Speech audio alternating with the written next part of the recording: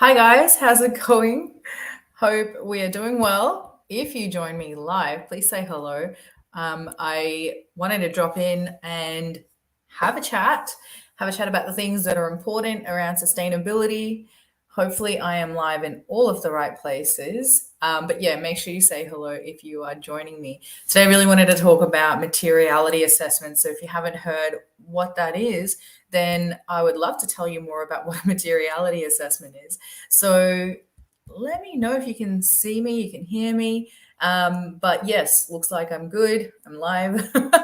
And why I wanted to talk about materiality assessments is because I guess historically we've sort of leaned on the process of auditing businesses, and it's quite a mechanical, technical approach, right? So you go in, you assess what the current operations are like, and then you, as the expert, decide what's most effective for the business and build out a roadmap of implementation opportunities, right? How the business can reduce their energy or reduce their water, whatever it is they're trying to focus on, reduce their carbon footprint.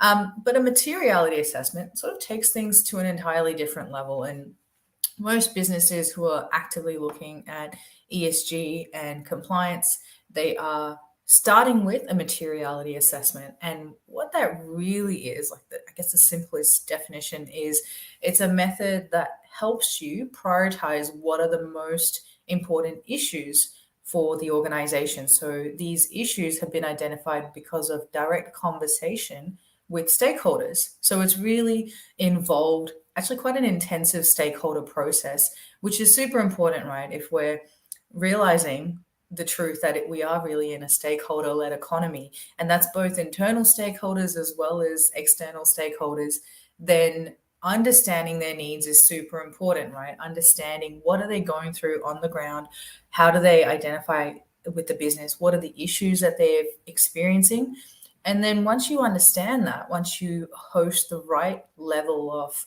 material assessment, the right level of understanding the impacts on the business, then you can actually address it by embedding what you've learned into the roadmap that you build for the business. So into that sustainability roadmap.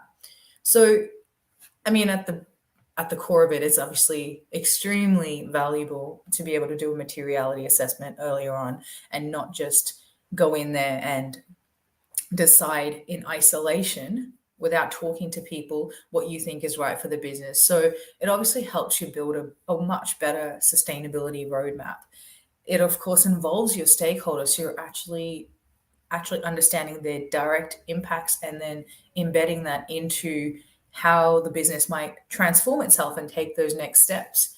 And there's, of course, a big reputational advantage as well, because it means the business is listening to their people, it's understanding their people, and then it basically leads to better resource allocation. So that's the fourth benefit, is there's a much more effective resource allocation, and that way the business can operate more efficiently with a lower footprint. Finally, it helps with having transparency and creating a clear clarity around what's happening in the business, what are the actions that they're taking, so that when the business decides to report or officially kind of share with the world what they're doing, there's a lot of clarity.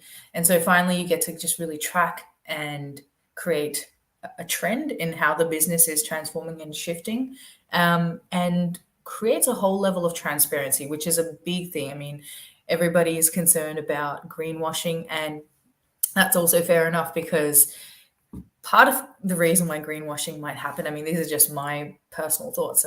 Part of the reason it happens is because businesses don't understand what sustainability is, or what a circular economy is, or what ESG really is. And the other part of the reason is they don't care enough. Okay, so, and that's the reality. So part of it is a lack of understanding and maybe a bit of ignorance around what is important, and also a lack of care for what is important. And so that's why it really happens. So when you create systems like building a roadmap that is built on a materiality assessment, then you've got clarity, you've got transparency, you've actually had on the ground conversations that lead to a roadmap for change. And so I think, yeah, that's why it's super important to have a materiality assessment really guide what steps your business takes down this roadmap towards a more sustainable operation. So, I don't know whether your business has done something like this. Have you ever been involved in a materiality conversation? And how did that go? What did you really feel about it? Like, did you feel like it was an effective conversation? Because of course you can host a materiality assessment, have all the interviews with the stakeholder groups, but if you're not asking the right questions, then you're not finding the best answers or the right answers to guide you. So it'd be interesting to know, what your experience has been with it. So yeah, feel free to reach out. Always open for a chat. Thank you for joining me. If you join me and stay with me, have an amazing day, and I'll talk to you all soon. Bye.